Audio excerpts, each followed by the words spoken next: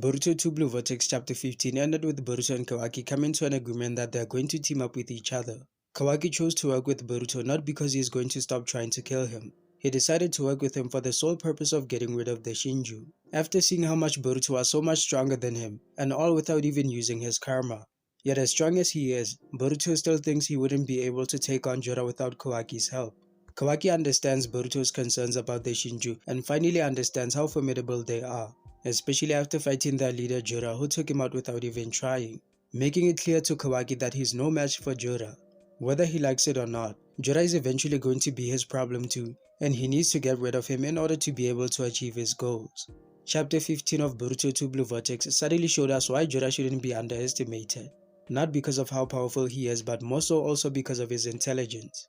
This was shortly after Ryu, the new Shinju that is a copy of Shinju, was awakened.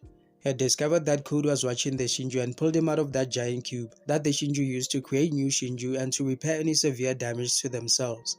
Code was confronted with the Shinju and had to face humiliation when Jura showed him gratitude for being the reason why their evolution happened, but didn't acknowledge Code as a threat or even thought that they owe him anything.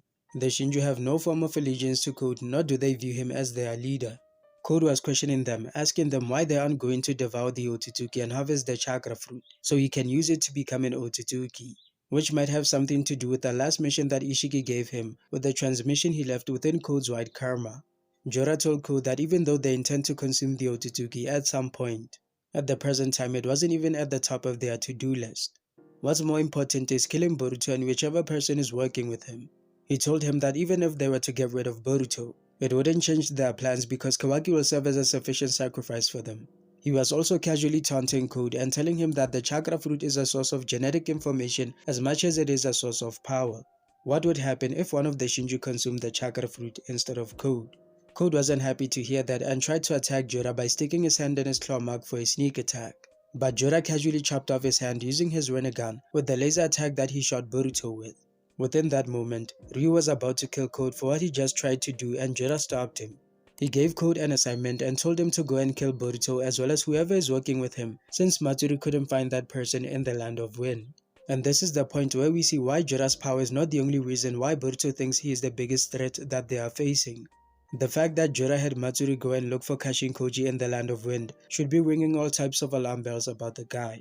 At the time that Jura and Hidari were invading Konoha looking for Naruto, Matsuri was in the Land of Wind looking for Kashin Koji. So that means that Jura sent Matsuri to look for Kashin Koji before they even left to go to Konoha. To put things into perspective, Jura had only one encounter with Boruto and that was shortly after the Shinju had just been born. Yet within that single encounter, he was able to figure out that there is someone working with Boruto that is feeding him information about them. That is a major thing and it changes everything about how we should look at Jura and what he's capable of. Just by studying Boruto and how he moves, he was able to tell that there's someone giving him guidance and that he needs to get rid of that person. Almost like he regards Kashin Koji as the brains of Boruto's operation and he needs to take him out, which is obviously to put Boruto at a strategic disadvantage and to weaken him before he could even become a bigger threat to them. After seeing Boruto take down Hidari and almost destroy him, leaving behind Hidari's chakra fruit, it was confirmed to him that Boruto is more of a threat than he had anticipated and that Boruto also needs to die. This is why he gave Code the assignment of going to kill Boruto and Kashin Koji. Even though he doesn't know Kashin Koji's true identity, he still wants him to be taken care of because he is working with Boruto. Code decided to take on that assignment but only on a contractual basis, whereby he is going to do it in exchange for the chakra fruit, not because he is doing them a favor. When he was just about to leave, he told the Shinju that he is going to be the winner in the end. Looking at everything that happened thus far, you can tell why Jura is different from the other Shinju. Jura is not just going according to his instincts, and he is planning ahead and thinking tactically. He is busy making moves to weaken his enemies and give him an advantage before he even gets to fight them. He is not just choosing to dominate them by demonstrating his power. Jura is watching all the cards on his table and choosing to place his bets carefully. He is considering every little detail and is actively trying to make the situation favor him before he even decides to take on his enemies. This wait-and-see approach that he has taken is very similar to what Obito and Madara did when they were putting things in place for the 4th Great Ninja War and for the activation of the Infinite Tsukiyomi. Even though Obito had the power to take on each great nation individually, he still chose to see how much military prowess they had and chose to go to war with them, believing that he put himself in a position where he is at an advantage. This chess master tactic is a lot more effective and has a higher chance of getting you the results that you wanted.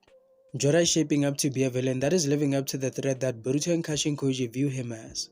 So what do y'all think of Jura as a villain? And do you guys believe that Jura is eventually going to kill Boruto like Kashinkoji said he would? Or Boruto and Kawaki are going to find a way to stop him and the other Shinju? Subscribe to the channel and check out this video that explains how Shikamaru caused a civil war that destroyed Konoha.